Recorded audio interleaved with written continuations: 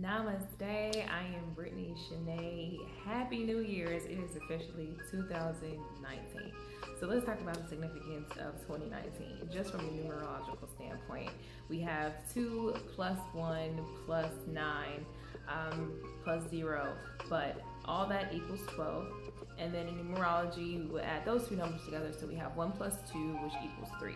And 3 is a number of completion. We see in the Bible and other spiritual workings, it's a number of completion. 3 parts: the Father, Son, Holy Spirit, the mind, body, and the soul. All right, so there are a lot of things that we're going to be seeing in 2019. I think I'm personally already starting to feel a more collaborative energy. So number 3 is all about self-expression and also social interaction. And this is a great time right now to start collaborating with people, to either pursue different creative ventures or business, whether it's just for fun or whether it's for money. This is a great time to just express yourself spiritually and creatively. Okay, so if you're starting to feel some juices flowing, whether it's musically, whether you're into crochet, I'm into music, and also love making videos. And even though I don't have a huge audience right now, or much of an audience, it's just something that I personally enjoy doing. I love speaking. To me, speaking is a form of creativity, and whoever listens, and hopefully they gain something out of that. But this is just my form of self-expression, and so find whatever your avenue is for self-expression and creativity and do that. Also, we will be experiencing a new moon this week in Capricorn.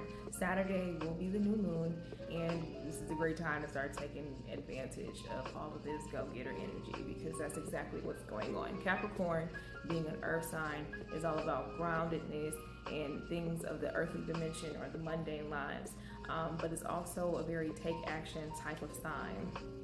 So if you're familiar with Capricorn energy, and then being earth signs, you know that they tend to be a bit grounded, but they're also cardinal signs. So it's always about, or also about taking action, moving forward, making whatever steps or taking whatever steps there are needed to take in order for you to get to your goals. And with Capricorns, they are very disciplined and strategic. So this is a great time to start taking advantage of that. Currently, as I'm making this, it is Tuesday, January 1st. Again, Happy New Year. So we are still actually in Scorpio moon as of right now, and then we'll be transiting into Sagittarius, but by Saturday we will be experiencing the effects of the new moon. Okay, so you have plenty of time to get ready. You have quite a few days. So this is a great time to start setting intentions again. All right, there's nothing wrong with setting intention after intention after intention. Okay, oftentimes we need that reinforcement anyway. So if you've already been taking advantage of this number 1 energy, numero uno, 1 is all about new beginnings. So then Saturday you'll have another opportunity to sort of reset the tone. Maybe you didn't get a chance to start off the first the way you wanted to. To tell the truth, I really didn't. To be honest, this whole transition into 2019 did not go as I thought it was going to go. But a part of me, in what I've learned in 2018, is how to go with the flow. So that's something that I'm just sort of embracing, is to say, you know what, don't create anxiety about things that don't go exactly as planned. Do the best you can and then adapt. Be flexible. And damn it, that's what I've been doing. So I will definitely be taking advantage of this new moon energy in Capricorn and taking some more action towards my goals. It's not that I've been totally slacking, or not even that I've been slacking, it's just been more so circumstantial. But if this is something that you've also been experiencing, then don't let that set you back. This is still a good time to get your affairs in order. Now that we've gotten that out the way, it's Tarot Tuesday. Let's go ahead and get to the deck. And this is going to be a reading for the next week, the first week of January, between now and the 1st and January 7th, next Tuesday. So again, welcome to Tarot Tuesday. This is for the first week of January, from the 1st to the 7th, okay? So our first card is going to be the 7 of Hearts, or Cups in the Illuminated Tarot. So upright, this would typically signify a lot of abundance, new ideas, new feelings, new opportunities in our pathway, which is absolutely correct and very appropriate for the beginning of a new year, or even the beginning of a new week. And unfortunately, though, not unfortunately, but what's different about this is that it is in reverse. And so reverse suggests that we need to make sure that the way in which we take advantage of these opportunities are in alignment with our authentic selves. We don't want to get so consumed with our material blessings that we forget who we are on a spiritual level. So we have to make sure that we take advantage of these new opportunities in a way that is closest to our most authentic self-expression. Again, 2019 is going to be about self-expression, whether that's in social relationships, in our careers, so on and so forth. So maybe there will be a lot of opportunities for us to, say, meet new people, or to develop spiritually, or to gain things in the mundane world, maybe new business deals. Or new health opportunities even. Maybe 2018 was a year in which you were learning about your body, and learning about ways that you can just turn things around, but you have to make sure you do it in an authentic way, otherwise it will backfire. Things that we go for with trying to force on ourselves, it typically doesn't last long. And what we are looking for here is durability. We're looking for things that are going to be lifestyle changes, not just for the moment changes. So make sure whatever opportunities you take, whatever path you take, whatever new interests you take up, make sure that it's in alignment with your true personal self-expression. All right, so next we have the King of Hearts, or Cups. A lot of love in the house right now, a lot of emotions. What's interesting about the King of Cups, though, is that because it is a face card, or I like to say a regal card, it's the same no matter how you look at it, okay, in this particular deck. So the King is the King no matter how you flip it. And what's fantastic about the King is that he is a nice blend of logic and emotion as it relates to hearts or cups.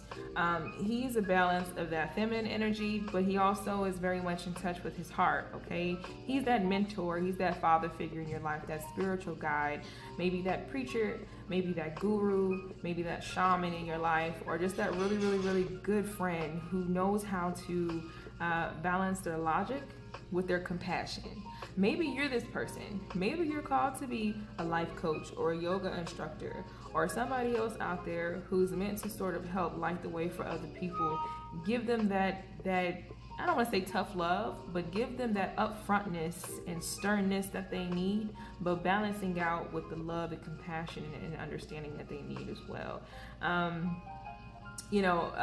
Father figures who are very much in tune with their hearts are extremely impactful in their children's lives. And it's different than mothers, because mothers are almost assumed to be compassionate in that sort of lovey-dovey way. But men who are in touch with their feminine side or their soft side, believe it or not, have some like the hugest impacts in people's lives. I know personally the men in my life who were able to achieve this and act as that in my life. I'm telling you, they've had some of the hugest impacts in my life, okay? Especially in a time right now where that whole masculine energy thing is there's almost sort of like a war against it, okay? But we want to make sure that we keep balance in mind. So whether this card is about you or people in your life or a combination thereof, make sure you're always keeping this balance in mind. You want to be that person who's all about strategy and truth and firmness, in leadership, logic and rationale, but also very much about the heart and understanding things how they happen in the natural realm. What I do love about this card is that even though it is about water, the nature in here has to do with the sea, but it's still about nature. And so nature lets us know that this is it has some earth components to this, in that he's a down-to-earth type guy. He's the king. He has a kingdom to rule. He's a leader, but he also understands the normal person. He understands what's going on at the nitty-gritty of things. He doesn't feel like he's above it all. So Keep that in mind. Maybe you're this person, maybe there's somebody in your life, and again, maybe there's a combination of things, but you want to make sure that whether or not you're making these new social connections or these new opportunities, that you keep this balance in mind, and you'll flourish. All right, so last here we have the Sun. The Sun is a major arcana card, and again, it's one of those face cards in this particular deck that's the same no matter how you flip it, which I personally love. It's a great optimism with this card.